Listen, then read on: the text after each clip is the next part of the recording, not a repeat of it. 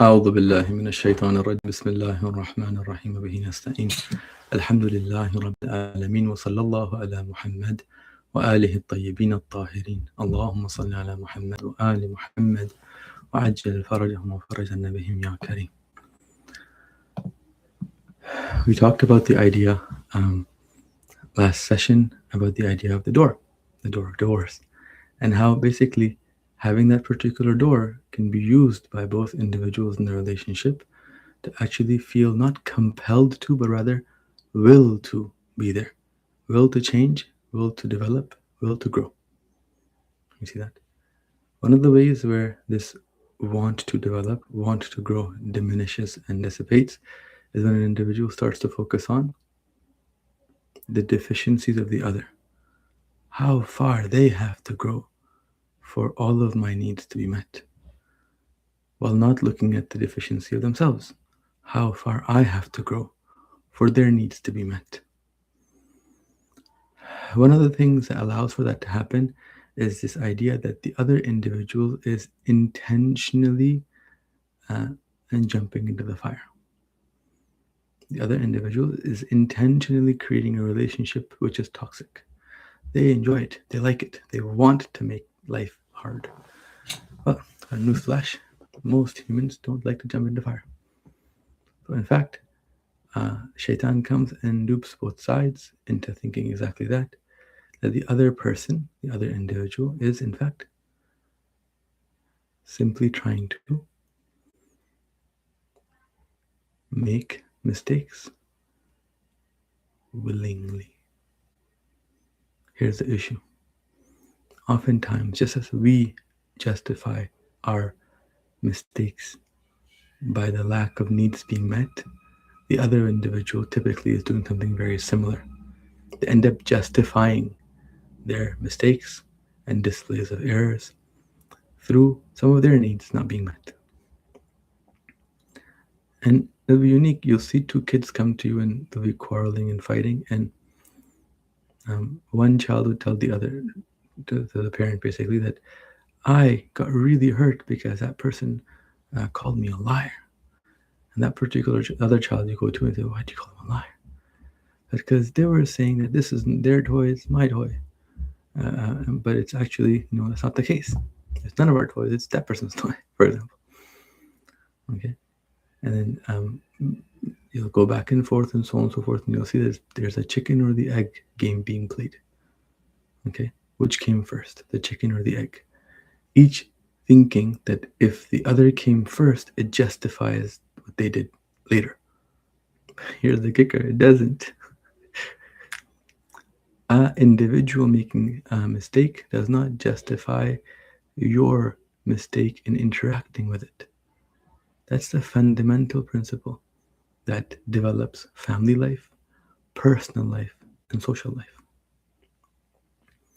In the self, an individual is not allowed to say that, well, because I have a higher level of anger, therefore it's okay for me to display it the way I want to display it. In the family unit, it's the same way.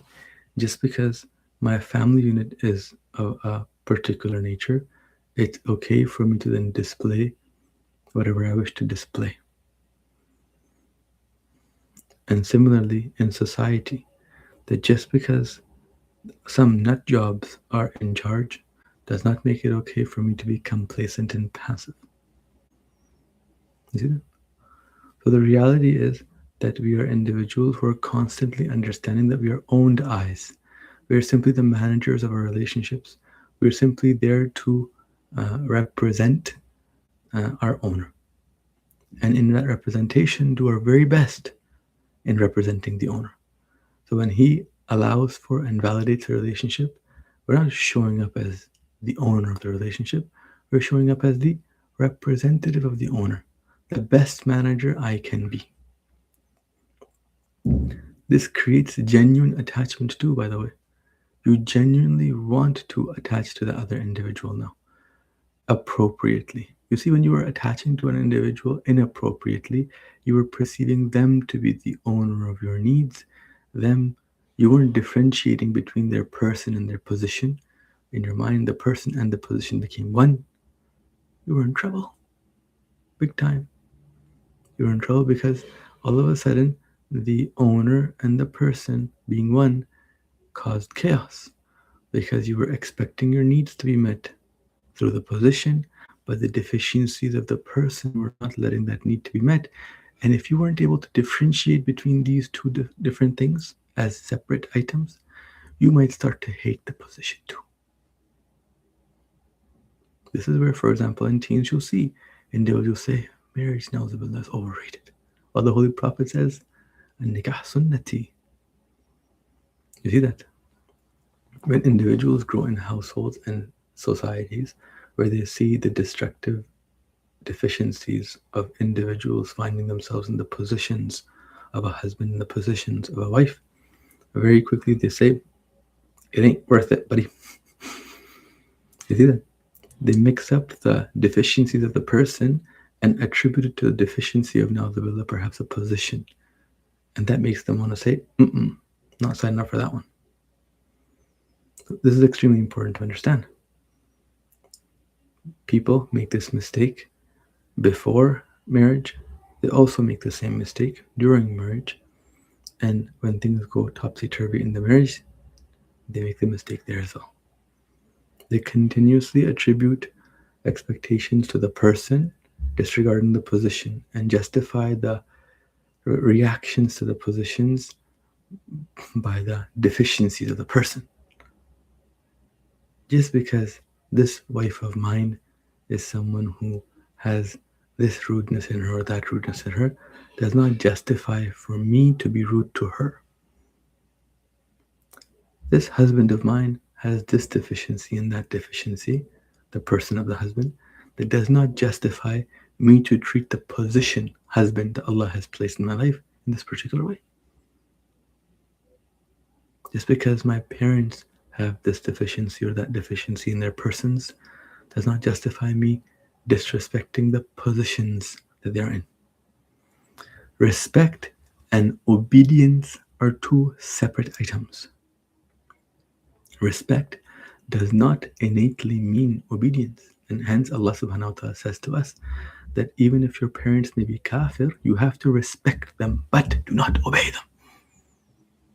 If they were to lead you away from me, do not obey them. You see that? There is a separation, innate separation between respect and obedience. They are not one and the same.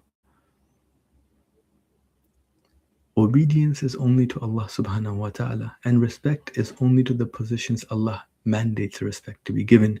And it's possible that Allah gives the mandate for one, yet holds the mandate for the other. As is the case for example, a parent who advises a child to do something against Allah. And the same for a husband who advises a wife to do something against Allah. So your husband tells you, take your hijab off. Okay. I respect your position of a husband, but you do not have the clearance or authority to demand that of me. I cannot obey there, respectfully. A wife demands for you to let go of certain responsibilities in life out of respect, not frustration and anger, not put downs. Say, I respect your position and my responsibility towards it. But I can't obey that because that would mean I am disobeying the one who put me in the position I'm in, Allah. You see that? Respect and obedience are two different items. And if you do not understand it that particular way, you will continuously feel that respecting an individual is the same as obeying them. It's not. Or you might perceive that if they don't obey you, they don't respect you. It's not the case. You see that? The validity of the command you've asked and the respect in terms of the position you're in are two separate items. In the instances where the owner of the relationship, Allah subhanahu wa ta'ala, has commanded them to obey you in that particular area, well then that obedience will occur, but it might not occur with respect. if that particular person gets swindled. What I'm trying to say here is that Shaitan tries to swindle on both levels. Sometimes, if he can't swindle you in obedience, then he'll swindle you in respect. Other times, so when there's like wajib upon you to obey, let's say, okay, parents say, you know, upon your neck is this, be placing this thing upon your neck, son, okay, and it's something that is, let's say, not haram, doesn't destroy any other obligation upon you, and so on and so forth, right? That is upon your neck now. Let's say that it became incumbent upon you. If you don't do this, well, we're really upset with you. Let's say that that particular manner of speaking makes things wajib. Let's assume for a moment. Okay? If it does so, then that particular child is finding themselves in the position of obedience. But Shaitan can come there and say, okay, if I am seeing that this guy is going to obey regardless, I can't get him on the obedience part. You'll definitely try to get him on the second part, with respect. Obey, but not willingly, not humbly. See that? Take that same scenario towards a husband and wife relationship. We talked about physical intimacy and emotional intimacy. When it comes times for a husband to kind of display emotional intimacy with the spouse, give attention, put the phone down, be present at home, they might do that, but while they're doing it, they might feel controlled, manipulated. They might feel, I'm changing for her. I'm compelled to be other than I wish to be because of her. Na'udhu. That is wrong.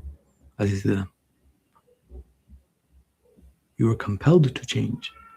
You are obligated to change, not because of an external item, but rather an internal one. You are a manager, internally speaking, innately speaking. It's the manager within you which innately drives you to change, not the other person. You see that? Shaitan will bring the focus upon others and make you feel compelled in growing because of them, compelled in changing because of them. That's wrong. Sometimes it looks like this. Don't be so sharp with your words because the other individual is a snowflake. No! Words are sharp, and sharp words don't belong in the mouth of a person in that particular position. Period. You see that? So you're cleaning the mouth and cleaning the tongue because of the position that particular mouth finds itself to be in. The position of a husband, the position of a wife, the position of a baba, the position of a mama, the position of a kid.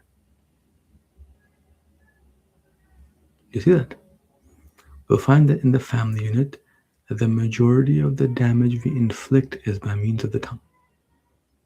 The tongue is just a tool that relays meaning. So the majority of the damage we relay is by means of tools which relay meaning. At the herald, it's the tongue, then it becomes the face because we communicate with the face too. Look at this. We communicate with the face.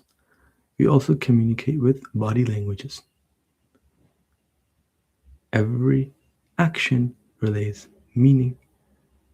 Every pause has a meaning, and every state that you are in while you're in that particular conflict has a meaning.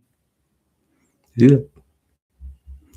And the meaning you relay is not necessarily the meaning taken. So imagine an individual who, when they're attacked, smile. Okay? If another individual in that relationship takes that smile to be mockery, you're in trouble because you're going to rile them up more. So you have to have an understanding of not only what that meaning means for you, but what that meaning is implying for them. As managers of our relationships, we are responsible for understanding those relationships and the implications our words, faces, and body languages have in terms of communicating meaning. This is essential. This is innate to our positions as managers. And you're not changing or bringing about change because of a compulsion from an external source. You are changing because of a projection of your eye. I'm an owned eye. And the owned eye needs to be projected appropriately over here. Allah subhanahu wa ta'ala has not allowed for this owned eye to treat anyone incorrectly in this particular position. You see that? If you do not distinguish your personal defects from the understanding of your position that you are in, you will never go towards changing those personal defects to fit the position. You'll feel that you have to change those personal defects to fit others around you. And then you'll feel compelled, and that'll feel suffocating. You see that?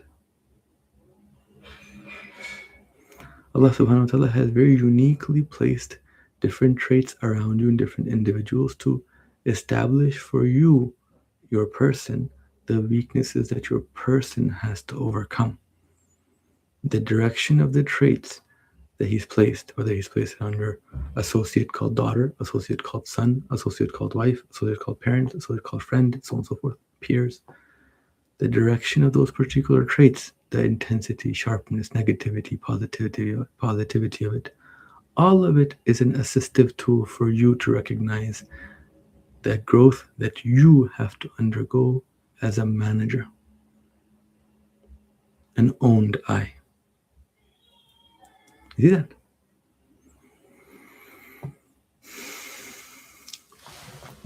This brings us to a unique point in our discussion where we're working towards a framework to counteract the bureaucracy of shaitan, especially in the family unit, to use and display that particular tool and booster that Allah has placed in the lives of every human at some capacity, right?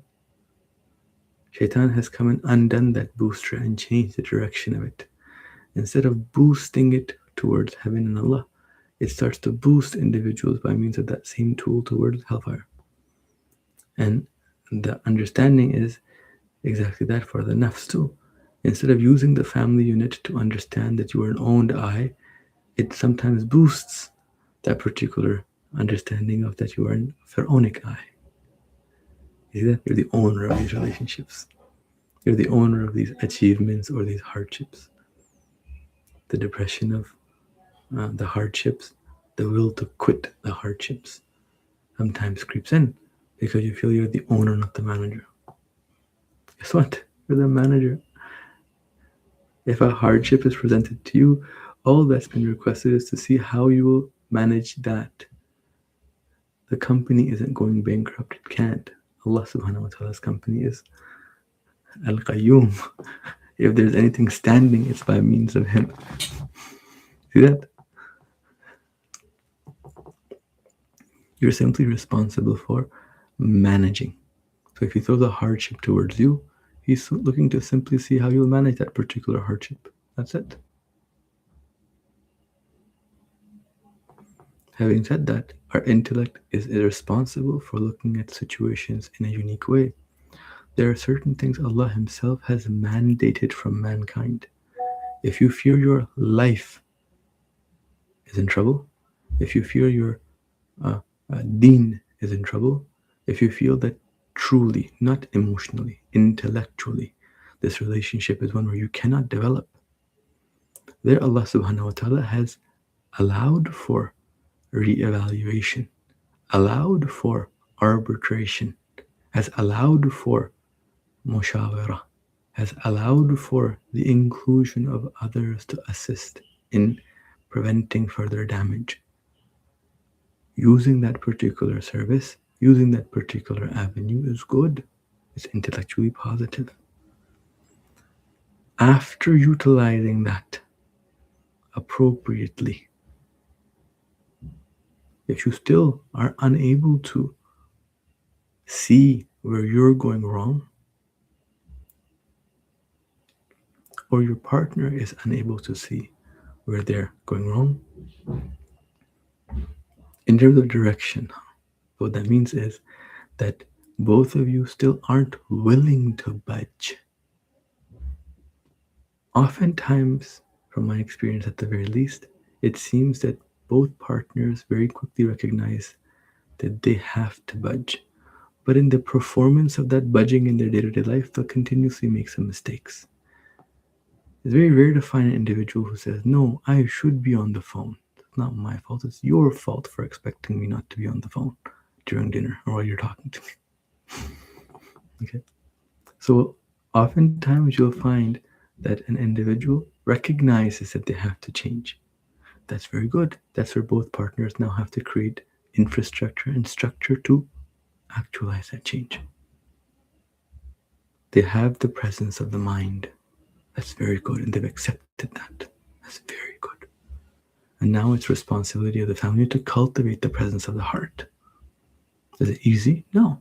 Gardening is not easy, but it's what you have to do. In rare occasions where some red lines Allah has placed are getting crossed, in those rare occasions, Allah has left the door to be used to leave, not simply to create this idea of remaining within, willingly to grow. You see that? Understanding that is important. That assessment can only be done when emotions are not chaotic. And every time that decision is made in the chaos of emotions, understand that you do not have the data points required to assess if that's accurate or a projection of the chaos. The door is to be taken not in the time of chaos, but rather in the time of peace, if it is to ever be taken.